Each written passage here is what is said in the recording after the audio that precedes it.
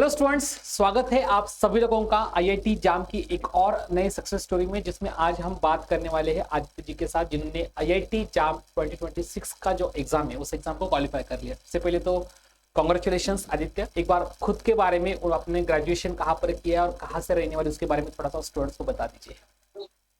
Thank you sir. हम UP से हैं प्रॉपरली। हम एमपी छतरपुर में महाराजा छत्रसाल बुंदेलखंड यूनिवर्सिटी से बीएससी कर रहे हैं। इस साल हमारी फाइनल है।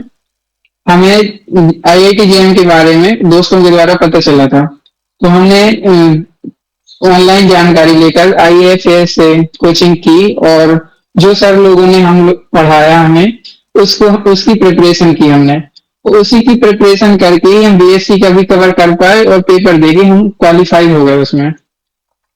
तो आईआईटी जाम की आपकी प्रिपरेशन आपने स्टार्ट कब से की?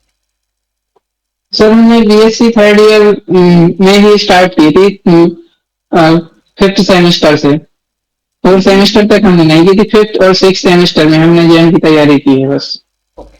तो आदित्य जी, आपका जो प्रिपरेशन का जो जर्नी रहा, इस जर्नी के दौरान आप बोल रहे कि आपका ग्रेजुएशन भी चल रहा है, आपका आईआईटी जाम का एग्जाम भी साथ में चल रहा था, तो आप टाइम को कैसे मैनेज यस सर। करते थे? क्योंकि बहुत सारे स्टूडेंट्स ऐसे होते हैं जो ग्रेजुएशन के साथ ही उनको करना पड़ता है।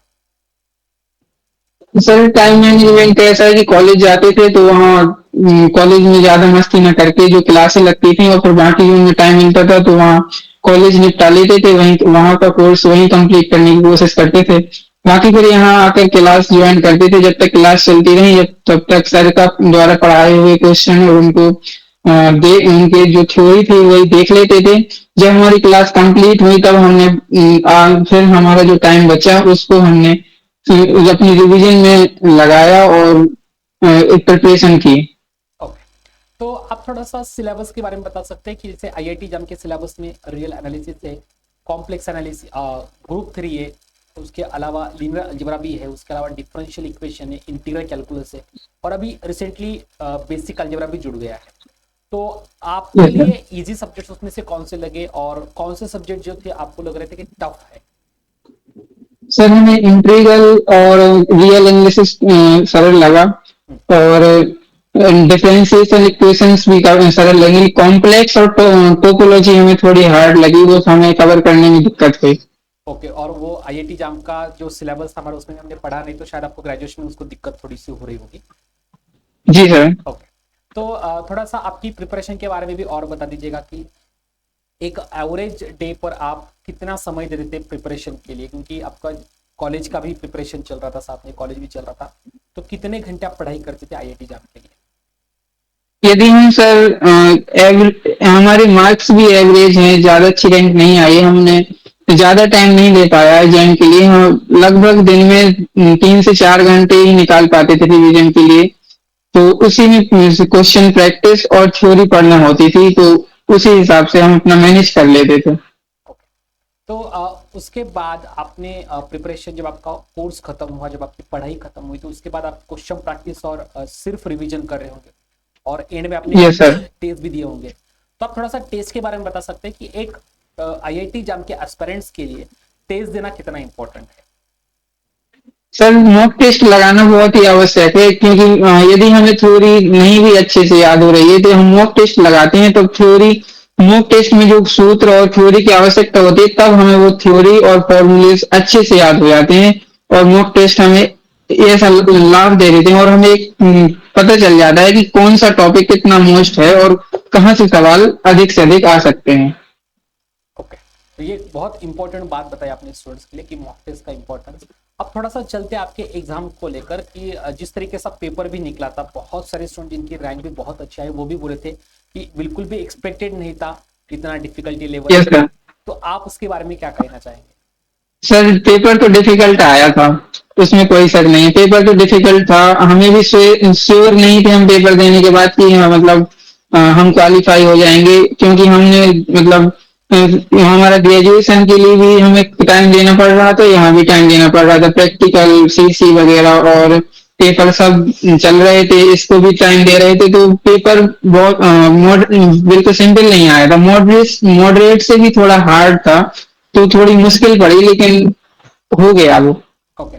तो इस पेपर के 3 घंटे के दौरान क्या आपको भी जैसे बाकी स्टूडेंट्स को प्रेशर आता है कि टेंशन आता है थोड़ा सा हाँ कि सर, जी प्रेशर आया। पहले हमने 10-15 क्वेश्चन देखे और हमें उनमें से काफी सारे क्वेश्चन नहीं बन रहे थे, तो हमें एक बार लगा कि ज्यादा मुश्किल हो रहा है, तो फिर हमने एक बार सोचा कि माइंड रिलैक्स कर लें, क्योंकि यदि हम प्रेशर से पेपर देंगे तो जो बन रहा होगा वो भी भूल जाएगा।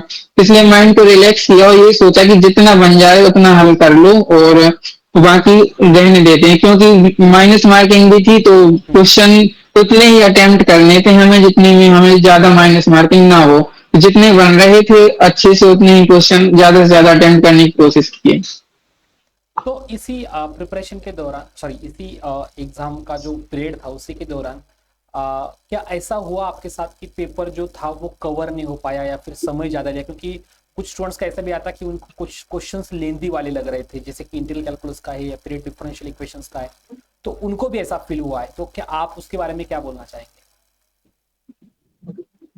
सर हमें सबसे बड़ी बात यह है टाइम मैनेजमेंट करने के लिए कि हमें वहां डिसाइड करना होता है कि कौन सा क्वेश्चन हमको सॉल्व करना है, कौन सा क्वेश्चन हमें छोड़ना है। यदि हम सभी क्वेश्चन एक लाइन से करने को बैठ जाएंगे तो हमें टाइम मैनेजमेंट बहुत मुश्किल हो जाएगा।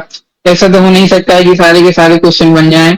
तो हमें डिसाइड करना होता है वहां पर कि हम हमें कौन सा क्वेश्चन बन जाएगा या हम कौन से क्वेश्चन की बनने की उम्मीद है, तो हम वही सॉल्व कर लें।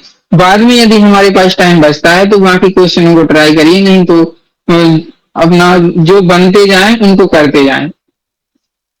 ओके ओके आदित्य जी, आपने बहुत इंपॉर्टेंट पॉइंट्स जो है स्टूडेंट्स को बता दिए। थैंक यू सो मच उसके लिए, क्योंकि आपके ही इसी गाइडेंस से आगे जाके स्टूडेंट्स जो है वो स्टूडेंट्स और अच्छी तरीके से मेहनत करेंगे और पढ़ाई करेंगे। एक लास्ट मैसेज आप स्टूडेंट्स के लिए क्या देना चाहेंगे आपकी ओवरऑल जर्नी को लेकर कि स्टूडेंट्स को क्या करना चाहिए और क्या नहीं करना चाहिए? सर प्रिपरेशन करते टाइम हमें काफी बार लगता है कि नहीं हो पाएगा या हमारी ग्रेजुएशन भी चल रही है, हम कैसे कवर करेंगे। पेपर जो हम देखते हैं पिछले प्रीवियस ईयर के पेपर देखते हैं तो हमें वो थोड़ा हार्ड लगते हैं। तो हमें उन पेपरों को देख के या फिर हमें अपनी और जो ग्रेजुएशन चल रही है जिनकी, तो उनको टाइम मैनेजमेंट के लिए हमें अपनी हिम्मत से और अपने साहस से हमें काम लेना चाहिए और जितना टाइम हो सके उतना निकाल के देना चाहिए। अपनी ग्रेजुएशन पर भी ध्यान देना पड़ता है और यहाँ जो जो प्रिपरेशन हम कर रहे हैं, जो हमारा टारगेट है, उस टारगेट के लिए हम कुछ ना कुछ अपना टाइम निकाल के उस टारगेट को भी दें जिससे हम अच्छा परफॉर्मेंस दे सकें। Okay, thank you so much Aditya ji, आपने जो समय दिया स्टूडेंट्स के लिए। Once again and all the very best for your future. Thank you sir. हमारे भी एक क्वेश्चन है सर। सर जैसे हमारी रैंक ज्यादा अच्छी नहीं है तो हम सर चाहते हैं कि हमें गाइड कर दीजिए आपकी, मतलब कैसे हम काउंसलिंग करें और कैसे हम कॉलेज चूज करें कि हमें मिल जाए कोई अच्छा सा कॉलेज। बिल्कुल बिल्कुल, हम आपको उस तरीके से जो भी आपको गाइडेंस चाहिए होगा उसके बारे में जरूर पूरी हेल्प करेंगे, और यूट्यूब पे भी उसके अकॉर्डिंगली वीडियो हम डालने वाले हैं, और पर्सनली आपको अगर कुछ उसको लेकर डाउट है तो फैकल्टी जो आपके साथ उसको लेकर भी बात कर लेंगे। ठीक, okay sir, thank you sir, thank you sir, thank you. Thank you sir.